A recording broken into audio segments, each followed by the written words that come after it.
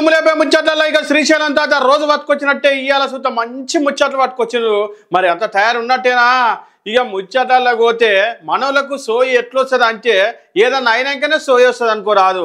అదే మరి కాలిపోయినాకనే సోయి వస్తుంది, కాళ్ళ ముందుకు సోయి ఉండదు. మరి ఇంతకు ఆర్టీఓ అధికారులు కానీ మరి పోలీస్ ఆఫీసర్లు కానీ మరి పెద్ద పెద్ద ట్రావెల్స్ బస్సుల కాడ ఆయంత మరి ఆయమాయాలు చేసుకుంటా మరి వీళ్ళని పట్టించుకుంటలేరా? ఎట్లా జనాల ప్రాణాల మీదకి వచ్చేదాకా చూస్తుర్రు. మరి ఎందుకు అసలు ఈ డ్రైవర్లు కరెక్ట్ ఉన్నారా లేరా?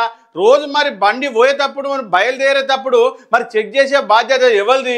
మరి వాళ్ళకేందా ఒక్కొక్కరి మీద ఒక్కొక్క టికెట్ మీద 2000 3000 వసూలు చేసుకుంటారు. ఇక ఆయనతో బస్సు కూలి పడుతుంది అయిపోయా అన్నట్టు అంత ఆయమాయాల కాడ నడిచిపోతుంది. మరి ఇంతకు చూస్తలేరా అంటే అసలు ఏం జరిగింది చూసారు కదా. అగో 19 మంది ప్రాణాలు బలి తీసుకునే దాకా ఎవరు పట్టించుకునే నాదులు లేదు. ఇక ఇప్పుడు ఏదో ఉరుకులు ఆడుతుర్రట. మరి ఏంది ఏం కథ ఒకసారి చూసిద్దాం పరి. రైట్, చూసిరు కదా ఎంత ఘోరం జరిగింది, ఏం కథ. అరే అబ్బాబ్బా మాటలు చెప్పనాది కాదు, ఏమున్నా ఏడిపోయి వస్తుంది అనుకో రాదు. దుఃఖం చిన్న పొరగాల కానీ చచ్చిపోయిర్రు. మరి ఇంతకీ నిర్లక్ష్యం ఎవరిది? అంతే డ్రైవర్దా లేకపోతే బస్ ఓనర్దా మరి గవర్నమెంట్ అధికారులదా? అదేనుల్లా గవర్నమెంట్ అధికారుల నిర్లక్ష్యమే కుల్లం కనబడుతుందాడా. ఎందుకంటే అది ఇక్కడి బస్సు కాదు, ఇక్కడ కథ కాదు, అది ఎక్కడిది డయ్యూ డ్యామ్ అని బస్సు ఆట. మరి డయ్యూ డ్యామ్ అని బస్సుది ఫిట్నెస్ ఉందా అంటే 2024 ఫిట్నెస్ అయిపోయిందట. మరి సంవత్సరంకి వెళ్ళి ఫిట్నెస్ అయిపోయినాక రోడ్డు మీద బస్సు తిరుగుతుంటే మరి ఆర్టీఓ అధికారులు ఏం చేస్తున్నట్టు? మరి ఇంతకు డ్రైవర్ షాపులన్నా మంచిగుర్రా అంటే ఆ డ్రైవర్ షాపులది కూడా ఉత్తమ ముచ్చట్నే అన్నట. మరి అంత పెద్ద హెవీ బస్సు నడిపేటప్పుడు డ్రైవర్కు ఎంతో కొంత జ్ఞానం ఉండాలి కదా. ఇంత 10వ తరగతి పాస్ అయ్యే నిబంధన కూడా ఉందట. మరి 8వ తరగతి అన్నా పాస్ కావాలన్నట. మరి ఇంతకా డ్రైవర్కు 5వ తరగతి పాస్ అయినదే సర్టిఫికేటే ఉందట. మరి గిట్లుందనుకోరాదా ఆర్టీఓ అధికారులది. రోడ్డు మీద కూర్చొని ఏడబడతాడా ఫోటోలు పటా గుంజి చాలన్ల మీద చాలన్లు పంపుతుంటారు. బస్సుకు ఏం తక్కువ? ఎక్కడిది 2-3 లక్షల చాలన్లే ఉన్నాయట ఆ బస్సుకు, కాలిపోయిన బస్సుకు. మరి గట్లుంది మరి అధికారులది. మరి ఇంతకు ఎవరి నిర్లక్ష్యం ఏం కథ? ఏది ఏమైనా కూడా 20 మంది ప్రాణాలు అయితే గాలిలో కలిసిపోయేదాకా అధికారులు చూస్తూనే లేరు, పట్టించుకుంటూ లేరు.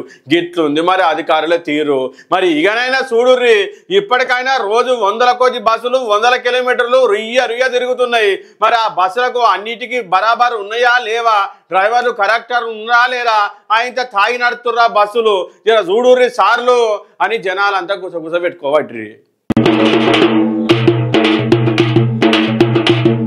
ఈ మధ్యలో ఏమైతుందంటే బంగారం ధర రుయ్యున రాకెట్ ఉరుకుతున్నది, ఆయన తగ్గుతున్నది. ఈ సామాన్య మానవుడు ఏమైనా బంగారం ఉండేటట్టు ఉందా? అవులా అసలు దాని తెరువు పోయేటట్టే లేదనుకోరాదు. ఎవరన్నా ఇక గరీబోడి విడిపెండ్లు వేసేటట్టే ఉండు, ఆయన ఈ సమయత్తో మా సమయత్తో పెడదామంటే ఇక కష్టమే అనుకోరాదు. ఏం తక్కువ 1,34,000 వెళ్ళి ఇక నిన్ననైతే 1,25,000 అడిగి వచ్చిందట. మరి ఇంతకు ఇది ఎవరికి మంచిగా అవుతుంది? బంగారం రేటు పెరిగి అంటే ఇగో గీళ్ళకైతే మంచిగా అవుతుందట అనుకోరాదు. మరి ఎవరాళ్ళు ఏం కథ? ఈ బంగారం రేటు పెరగంగానే వాళ్ళకేం లాభము అంటే ఒకసారి చూద్దాం పరి.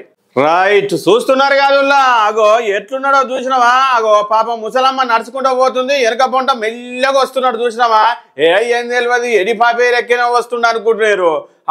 ఆగో వచ్చిండా పాయ ముసలమ్మ మెడల చేను గుంజే ఆగో చూసినావా? హైదరాబాద్ ఉప్పల్కాడ నాట ముసలమ్మ పోతుంటే వెనక మరలు వచ్చి 4 తులాల గొలుసు అనామాతం ఎత్తుకొని ఉరికిండట. ఇక గద అనుకో రాదు ముచ్చట. ఆయనతో స్థానికులు చూసి రప్ప పోయి 4 అంటి ఇచ్చి పట్టుకొని పోలీస్ స్టేషన్లో అప్ప చెప్పిర్రట. మరి ఈ బంగారం రేటు పెరిగి ఎవరికి మంచిగా అయిందంటే దొంగన్నలకు మంచిగా అయినట్టు కనబడుతుంది. మరి గిదేం పండురా నాయన, గిదేం పట్టేవాయి పండ్లు ఏం కథ? మీ ఇంట్లో కూడా ఆడోళ్ళు లేరా? ఎక్కట్లా వాళ్ళు కూడా బంగారం వేసుకోరా? మరి గీ పని ఏంద్రా నాయన? ఏదన్నా చక్కగా పని చేసుకొని బతకాలి కానీ ఈ మిట్ట మధ్యాహ్నం పూట గిట్ల గీ పని చేసేసరికి ఏముంది? ఆయనతో పట్టుకొని పొట్టు కొట్టి పోలీసు వాళ్ళు అప్ప చెప్పిరి. 1 తులం కాదు 2 తులాలు కాదు, ఇగో 4 తులాల గొలుసు ఎత్తుకుపోయినట. ఇక జూబ్లీహిల్స్ ఎన్నికల ముచ్చట్లకు పోతే ఏముంది? ఒక్కరు కాదు, ఇద్దరు కాదు, అటగోలుగా నామినేషన్ వేసారు. ఏం తక్కువ 50 మంది దాకా నామినేషన్ వేసినారట. మరి ఆ వచ్చే మిషన్లు ఏం తక్కువ 4-5 దాకా పెట్టాల్సిందేనట. ఇక మరి అది ఎట్లుంటే ఇక మరి రసవత్తరంగా నడుస్తుంది అనుకోరాదు మాటల యుద్ధము. మరి ఎవరెవరికి నడుస్తుంది మాటల యుద్ధం అంటే? అభ్యర్థులకు నడుస్తలేదు. అభ్యర్థి తండ్రులకు ఇక తాతలకే నడుస్తుంది అనుకో రాదు.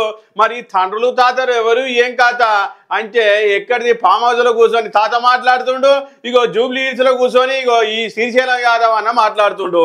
మరి ఇద్దరి మధ్యలో ఏడ కసర బిసర వచ్చిందో గాని ఏందో మరి రౌడీ షీటర్ అన్నాడు అట మరి ఫామ్ హౌస్ లో తాత. మరి ఏం రౌడీ షీటర్ అన్నాడు ఏం కథ, మరి వీళ్ళిద్దరు కథ ఎత్తుంది, వీళ్ళిద్దరికి ఏమన్నా పాత దోస్తాను గట్టిగా ఉందా ఎత్తా. ఇక మరి అరుచుకుందాం మరి. రైట్, కేసీఆర్ కూర్చుంటాడు, కూర్చోక శ్రీశైలం యాదవ్ తెరుగు పోయినట్టు అనుకో రాదు. అయితే ఏమైందో ఏం కథనో కానీ ఇగో రౌడీ షీటర్ చరిత్ర అన్నాడట. ఇక గంతే అనుకో రాదు. ఏమన్నా శ్రీశైలం యాదవ్ అన్న తక్కువనా ఎట్లా, ఆయనతో నవీన్ యాదవ్ తండ్రేనా.